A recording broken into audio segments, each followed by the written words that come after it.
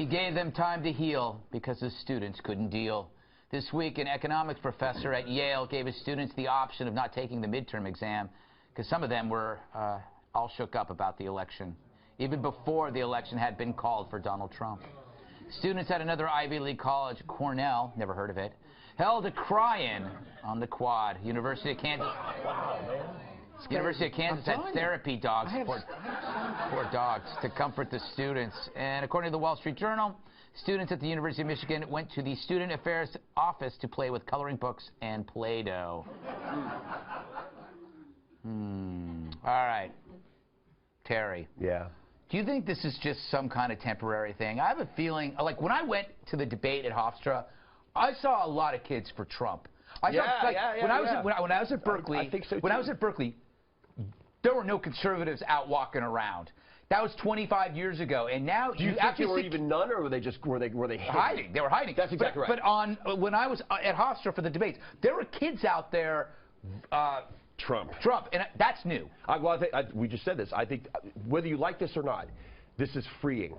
And freedom is always a scary thing, right? Because freedom is not guaranteed. But now you actually can be, you should be able to be on campus. And I mean, like that's one of the best places you should be able to do it. And think about how clamped down it's been. Yeah, and stifling.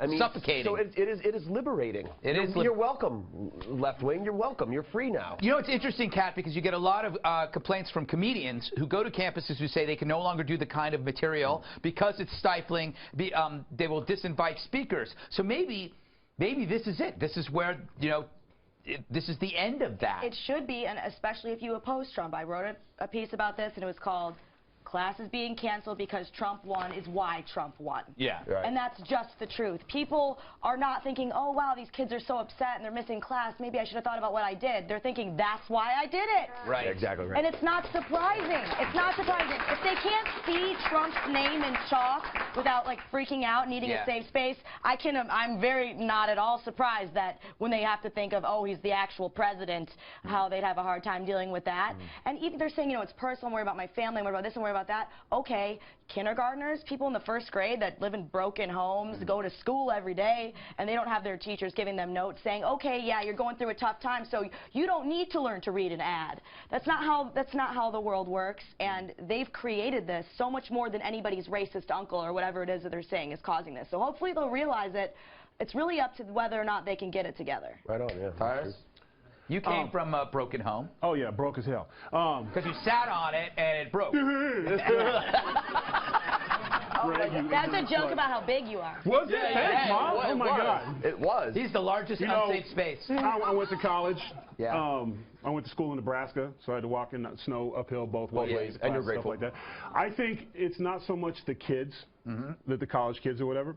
I think and there was a great wrestling coach. His name was Arn Anderson of the Four Horsemen. Maybe you've heard of him. He had a great saying for what was wrong with colleges, especially elite colleges like Yale and the professors like that. I believe the word he used was the of these people. It's right there. It's a word. It wasn't the students. It was the instructor. Right, yeah. I'm sad. I'm a liberal. I'm sad. We're not going to have class tomorrow because I can't have papers. You know what I would do if I was in class? I'd be like, oh, yeah, I'm sad too. Let's go. Like, students are going to give whatever you have. There was a University of Rochester professor who canceled all of his student meetings because he, as the professor, couldn't bear to talk about it with his students. Yeah, Go to work. Go to work. I got a last word to you. How much time do I have? Yeah, 40 seconds. Never a good question. I wonder. What? Mom, you're 99 years old. You're beautiful. Think Ingrid Bergman.